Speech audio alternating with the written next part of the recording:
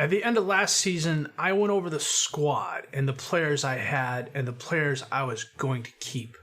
And I had a plan that essentially was written in jello on a hot Texas day because the summer transfer window is almost closed and the team looks absolutely nothing like it did before in the midfield. My name's FM19 and this is the Ritornu Gloria with SC Bastia, episode 87.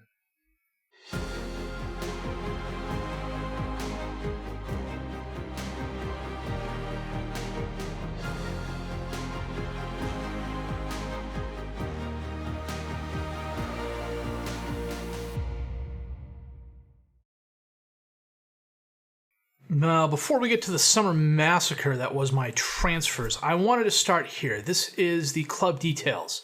As you can see, we are 4-star reputation, professional, determined team personality.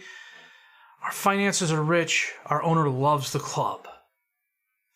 And that is going to be a problem because last season, I asked them to build a new stadium. They said, no, we don't have the fan base for it. I said, okay, let's buy the ground. And that way we can make more money that way. And if not, build a new stadium, expand on the one we have. And they said, yeah, sure. And at the end of last season, they said, no, we just don't have the money for it. And I've got 160 million euros in the bank. We'll check that out here in just a minute. Anyway, I have an obscene amount of money in the bank considering where we started. I canceled our lower league affiliations. I just wasn't sending players to them, and the players they wanted had no desire to go there.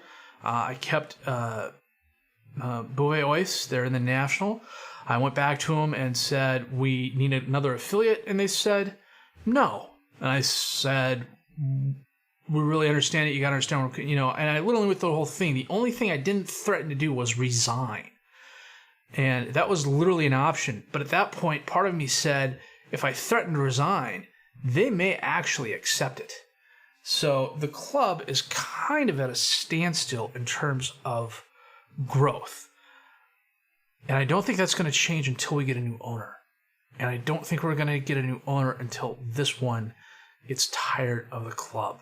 And the fact that we're having the success we have and we're doing as well as we have means that's not going to happen anytime in the near future unless someone comes along and buys it out from under him, which admittedly is possible. He will make a huge return on it. Speaking of huge returns, here's the finances. We have 171 million euros in the bank. Our transfer budget is almost 100 million euros. We have almost 500,000 euros to spend on the payroll. How'd that happen? Well, the great summer transfer massacre of 2028 is how that happened. We sold 152 million euros worth of players. We brought in 134 million. If you look on the outs, holy cow, did we sell a lot of players. First out, Ronaldo Horales. PSG made an offer for him, and he really wanted to go. Their initial offer was 24 million euros. I got him up to 36 million. Or I went to 36 million flat out and said, I want this. PSG said, yeah, sure, no problems.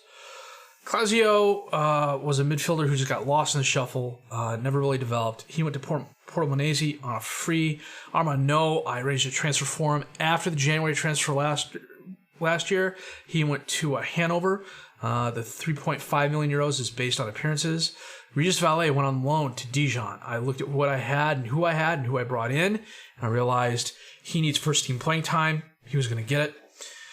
Oliver Hrustic, my young wonder kid of a defensive back, Chelsea made an unsolicited offer for him, and he totally jumped at it. And it makes sense because they finished second in the Premier League last year. Admittedly, they were 16 points behind Liverpool, but they finished second in the Premier League last year, and they won the Euro Cup, if I remember correctly. But I didn't have a minimum release fee clause on him. He was valued at 23 million euros. They came in for close to the 23 million. I got them up to 29 million. The extra 10 million are based on international appearances more than anything else. We should see a lot of those, I think. Strade Casago went out on loan to Nancy. Miguel went on loan to Guingamp. Diego Mendes went on loan to Le Mans.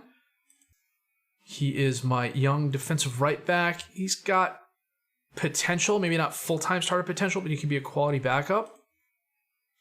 Malik Fall went to Brest on loan. then Real Madrid came in and made an unsolicited offer for Miliescu, and he absolutely jumped all over it. And they kind of lowballed me. They originally went to 42 million, something like that. What's he valued at? If I remember correctly, they offered what he was valued at, which was 40. Yeah, they offered 42 million. And I said no, and he pitched a fit. And I came back. He came back, and he said, I really want to go. And I said, okay, let me make an offer. And they came back with like some 48 million euro offer. I got him up to 57 million, going to 62 million based on international appearances and appearances in La Liga. And away he went. Cristiano, not Ronaldo. This was frustrating. He is a very good defensive center back. If I compare him to, say, Oliver Rustic, who's a wonder kid, he is almost as good as, and in a couple areas, better than Rustic, who's valued at 23 million. And granted, he's 5 years younger, but Cristiano's 24 years old, 3.5-star current ability, 4.5-star potential ability, and he's valued at 6.75 million euros now. For the life of me, I could not find anybody who wanted him for more than 5.5 million euros. He was out on loan last year. He made us a ton of money while he was out on loan. I put him out there because he wasn't happy here, and Juventus was the best offer. I tried teasing that up with some international appearances and league appearances, and they said, no, we'll give you 5.5 million euros for him. They got a great deal. Gaetan Carrera went out on loan to Valenciennes. Just when I thought the dust had settled, Liverpool came in, made an unsolicited offer for Lavin Osmani. And he absolutely jumped at it. And it makes sense because they won the Premier League last year by 16 points over Chelsea. They initially offered 14.5 million, 15 million euros. And I said no. I got him up to 20 million with a teaser of 21 million based on league appearances. And they said, yeah. Ismael Hernandez went to Haver. 850,000 euros going to 1 million euros based on appearances. And then Ahmed Tabal, who is one of my youth midfielders, he's got 3.5-star potential, is on loan at AS Friuli Agliani.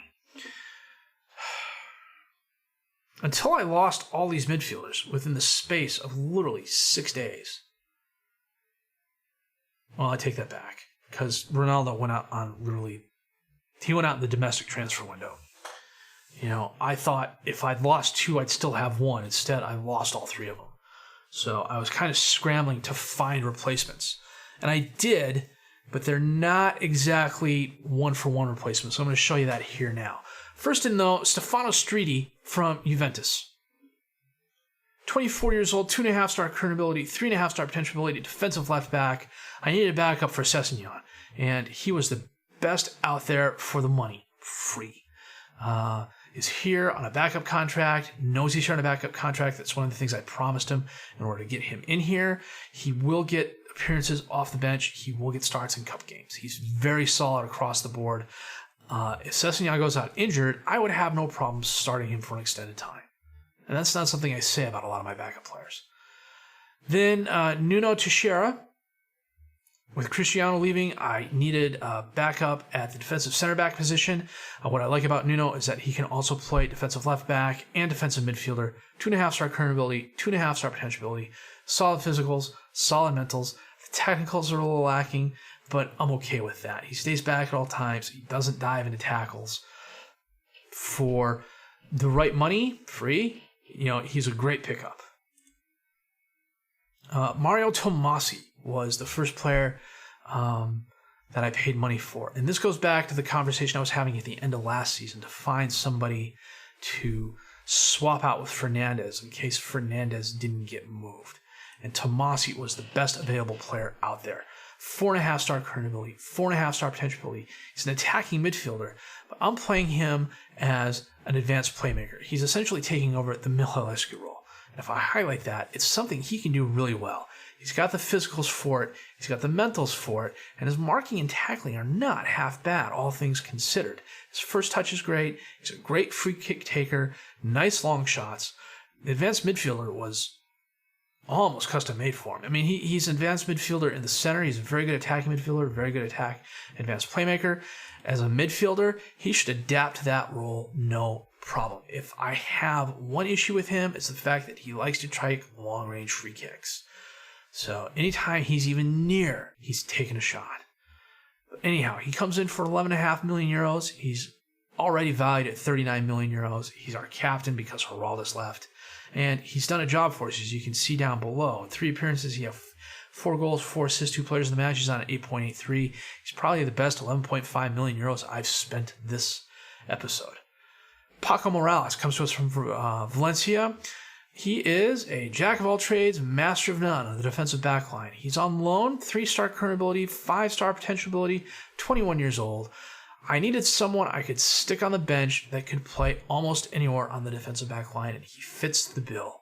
And I am more than happy to have him. As a matter of fact, if I can figure out a way to get him on the team full-time, I will. Because as you can see, he is really good at all 3 defensive left-back positions. Or defensive left-back positions. He's good at all 3 defensive positions. Solid physicals, solid mentals where they count. I love the 16 bravery. The 16 positioning is great. 16 marking, 16 tackling. His technicals in terms of crossing, dribbling, finishing in that, they're not the best. He likes to curl the ball. Part of me is tempted to train him to stay back at all times, but seeing as how I would play him as a wing back on the wings and a central defender in the center, maybe staying back at all times isn't the right choice. I'll have to do some more research into that. But he's here for this year on loan, and frankly, if I can try and get him next year full-time, I will. Julio Lemos is probably the signing of the transfer window. 4-star current ability, 4.5-star potential ability on a rotation contract.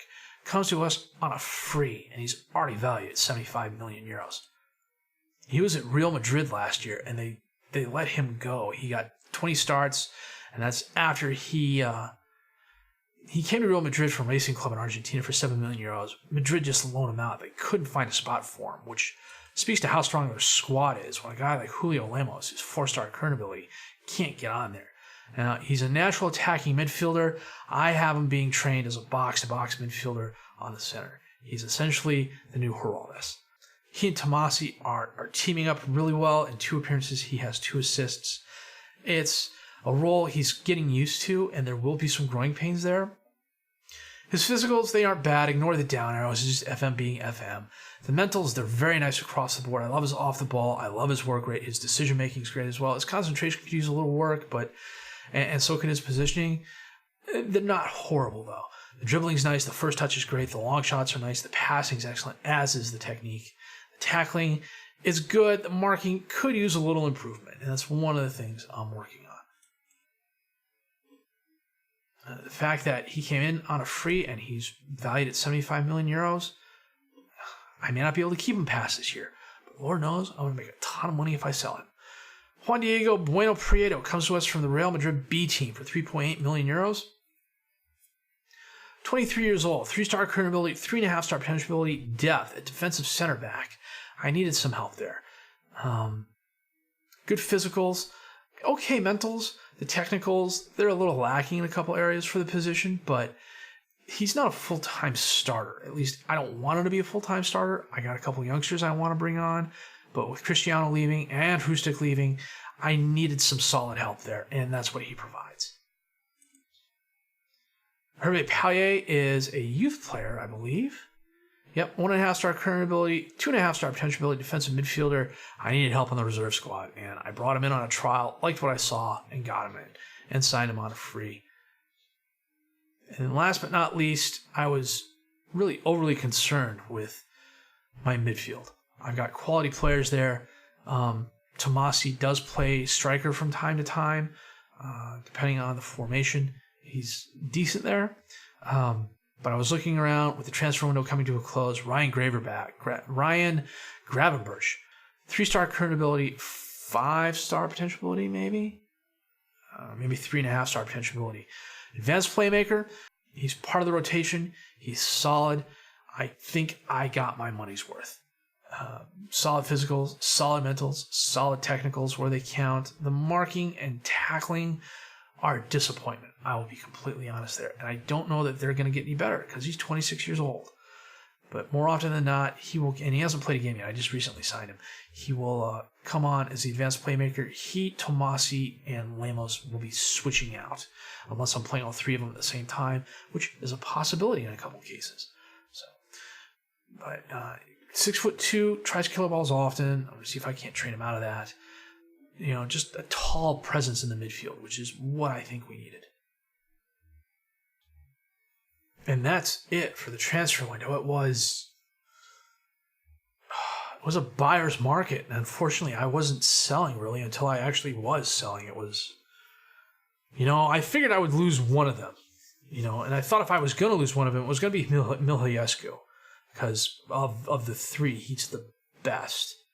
I think Heraldus and Osmani have more potential than Mihailescu, but, if you're taking, apples to apples comparisons, Adrian Mihailescu was the best one. The fact that Ronaldo went to PSG, it's salt in the wound. Normally, I don't like trading within the division, especially if it's a team better than me, unless they absolutely want to go there. And seeing as how he was the club captain, and he really, really wanted to go to PSG, if I'd said no, chances are high the locker room would have been split, and that was just a headache I did not want to deal with.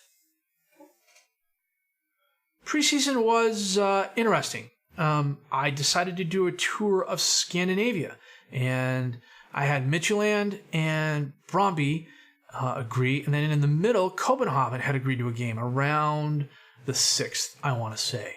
And they had to cancel because of their Champions League qualifiers.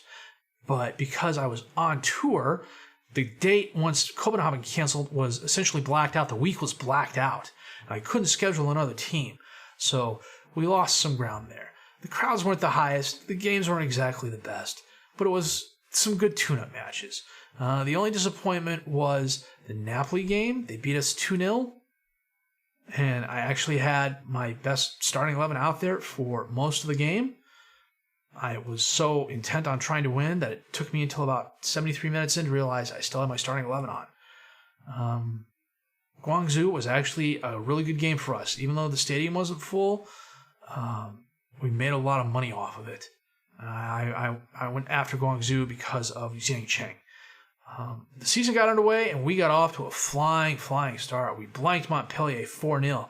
Tomasi braced a goal, Streety a goal off a set piece, Ruiz a goal in extra time. We were then away at Angers, and we beat them 4-1. Correa, a hat trick's worth of goals. Then Flores had a goal in the 45th minute. I used the 4-2-4 with the asymmetric DM, and Correa was my midfielder on the left, and he was just absolutely brilliant. Fernandez had 2 assists. Tomasi had an assist. This was just an all-around good game.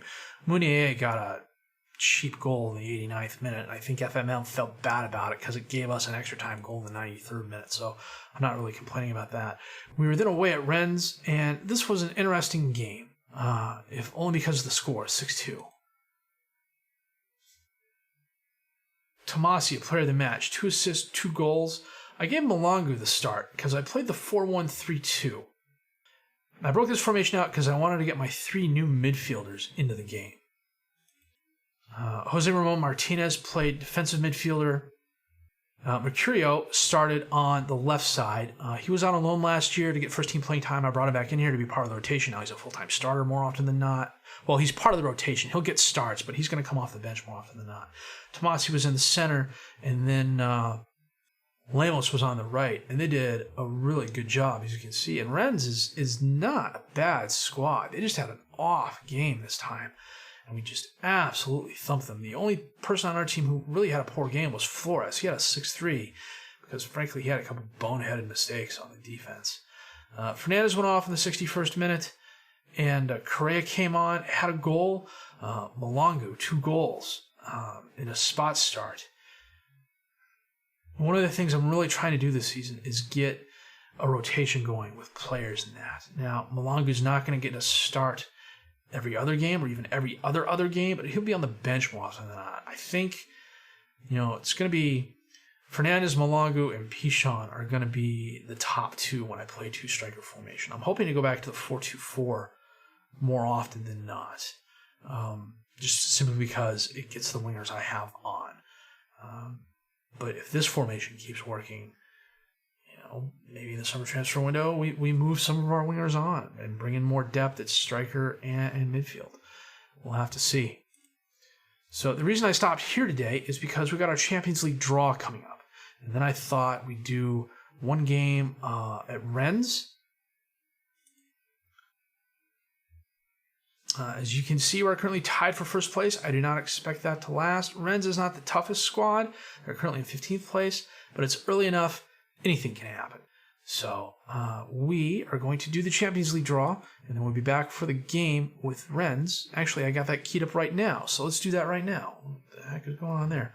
So let's see what happens here. We're in the third pot, so let me blitz through this real quick. Okay, so Group A is currently Tottenham and Monaco. Group B is Chelsea and Atletico Madrid. Group C is Bayer and Man United. Group D is Benfica and Man City. Group E is PSG and Real Madrid. Group F is Liverpool, Bayern. Group G is Juventus and Porto. And Group H is Barcelona and Lyon. So which group would I be okay with? Well, Liverpool, Bayern's a group of death. I can't be part of A. I'll probably end up in B. Group C is a group of death as well. D wouldn't be bad, but, we'll probably end up in B. So let's see what happens here. Napoli is in Group A. Inter is in Group B. Dynamo Kiev is in Group C. And we are in Group D with Benfica and Man City. Borussia Dortmund's in E. Sporting is in F. PSV is in G. Lazio is in H. Club Brugge rounds out Group A. PAOK rounds out Group B. Victoria Pilsen rounds out Group C. Real San Sebastian is in Group D. Zenit Group E. Salzburg in Group F. Fenerbahce is in Group B, which means Dynamo is going to be in Group H. Where did Man City finish last year? They finished second or third? Yeah, it's still early enough in the season. I got to get a team report from them. Maxence Arnold's 18 years old. He's already got 3 goals in 2 games for them. Anybody I recognize? Bernardo Silva is there, but he's still injured. Ederson's in goal, still 35 years old. Phil Foden is 28. Gabriel Jesus, that name rings a bell. Claudio Gomes. Laporte is still there. Jojan Palacios is a very good winger. Leroy Sané is still there. Sebastian Schue is a very good defensive midfielder. Juan Pablo Soler is probably the best left midfielder in the game. Upamecano, yeah, they're a good squad.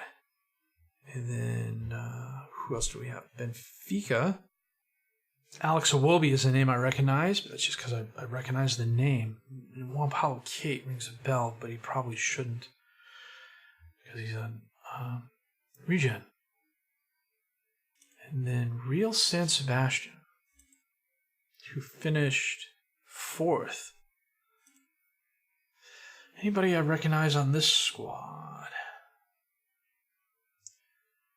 A lot of familiar names, but Zabel, I know the name, but I don't know why. He's on Real San Sebastian. I may have heard it or read it. Let's see. Tanks 32-year-old new gen. Interesting. Varro, maybe? Nope. Kennedy? Is he at Newcastle? Is that the Newcastle kit he's wearing in the photo right there? Yeah, that is. Interesting career. Interesting guy. He can play almost anywhere. Talk about versatile. Hell, interesting draw. Not exactly group of death per se, but I don't know. We're going to need to get lucky against Man City or Benfica in order to advance. Looks like it's going to be Euro Cup for us this year again. Club Brugge has a hell of a run too. Now they're all tough groups, but some groups are tougher than others. So we've got Lens coming up in a couple of days. I'm looking forward to that game. We're going to set the best 11, check the reserves, and then come back for that match in just a bit. We are hosting Lens today, and we are playing our 4-1-2-3. Orloff in goal. Sessegnon, Morales, Cheng, and Flores is the defensive back four. Fletching is the defensive midfielder behind Lemos and Gravenberch. Correa and Macon as the attacking midfielders, and Fernandez up top as the striker. Fletching to Correa. Up to Fernandez, who almost loses the ball. Long pass across the field to Macon. Takes a shot when he's surrounded by Lens players. That was not the play. Furdick, corner kick in. Gravenberch next away. Pino's there. And what the heck happened there? Van Drongelen somehow got a head on the ball and it went in?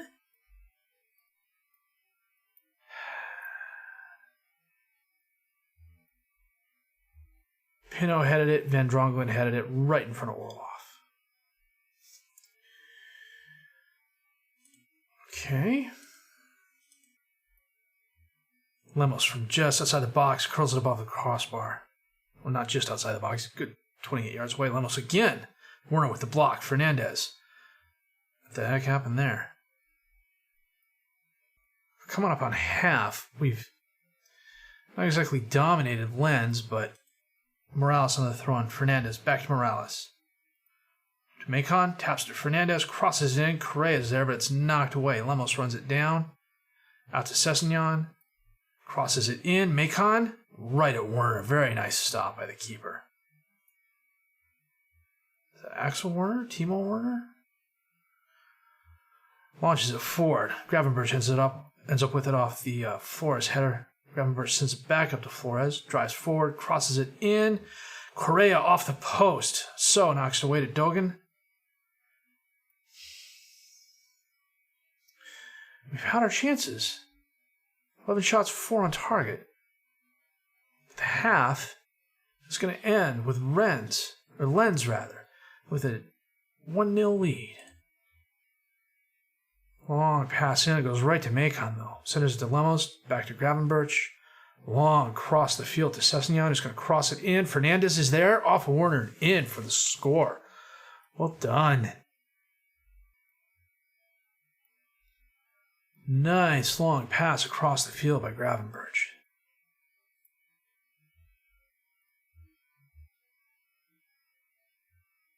Werner got a hand on it, but it wasn't enough. Now we're going to make a couple of subs here. Vlecek is going to come off, and Martinez is going to come on. Macon is going to come off. No, he's not, because I don't have... It's one of the positions I need to fill, the advanced midfielder on the right. I thought I had Malongo on the bench to play that, but I don't. Tomasi can play on the right. He's not the best at it, but he can definitely do a job there. And we're going to save our last sub.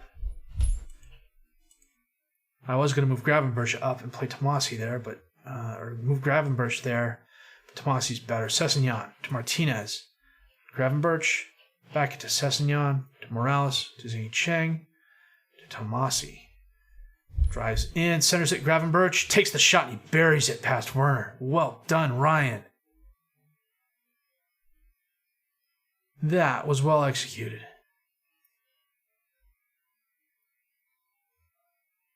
Tomasi drives forward, pulls the defender towards him. Something just wobbled there. Hopefully the video isn't going to crash here anytime soon. I'd be really upset if it did. We're going to go back to balanced.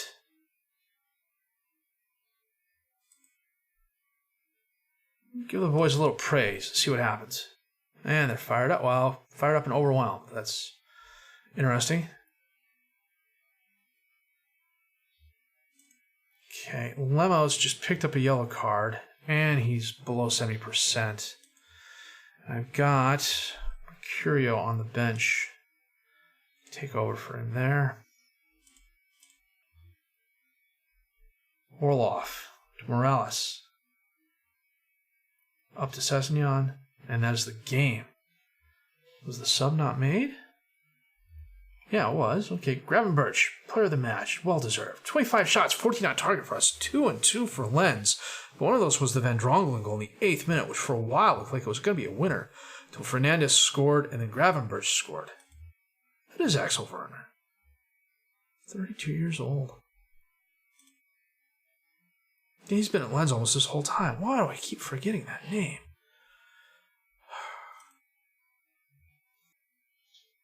And we remain undefeated on 12 points. We're tied with PSG. I don't expect that to last. Martinez has a bruised shin. That's nothing to be worried about. Gravenberch does shine.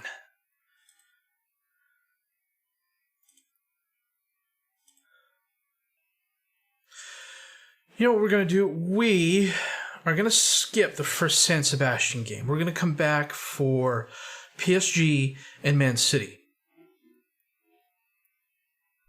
And then probably Dijon and Benfica. Unless something happens between now and then. I could play Real San Sebastian and Monaco, but then I'd turn around and want to play PSG and Man City as well. And it would be just a lot of episodes. And plus I got the transfer window happening as well, and I really want to concentrate on that. So yeah, that's the plan. We're going to skip the first San Sebastian game. We're definitely going to come back for PSG Man City. If all goes according to plan, and I have to throw this in there, both us and PSG will be undefeated when we meet each other. And I suspect they will probably thump us. They have revenge on their minds, especially after we beat them last season. Well, the transfer window was, in some ways, a real big bummer, but in other ways, we got some very good players for a decent amount of money. I don't think we overspent for any of them. They're all quality. Granted, I'm not playing at the positions they're best at, but they will develop, and they may not be exact one-for-one swaps in most cases. I don't know that either Tomasi or Lemos is going to be Mihaescu's equal in a lot of areas, no matter what the star rating says. But the fact that the team is doing really well, we're clicking really well, we're able to come back when we're one down really well, we're putting on a dominant defensive performance, which is what's going to see us through, which is what's going to help us beat the PSGs and the Lyons and the Monacos on a consistent basis and win League One and possibly, potentially, fingers crossed, the Champions League. I'll tell you what, though, if I have another transfer window like this where I lose my 3 midfield starters, I may just pull out what's left of my hair. And as you can see, there's not a whole lot left to pull out. So I'd be interested in your feedback on the players I brought in. Do you think they'll be capable of replacing the players we lost, considering who they were and how key they were to our formations and our performance as a whole? Let me know down below. If you do like what you see and heard, please leave a like, subscribe to the channel for more content. Questions, criticisms, comments, leave those down below. I'll answer those as fast as I can. My name's FM19, and you've been watching the Return on Gloria, SC Bastia, episode 87.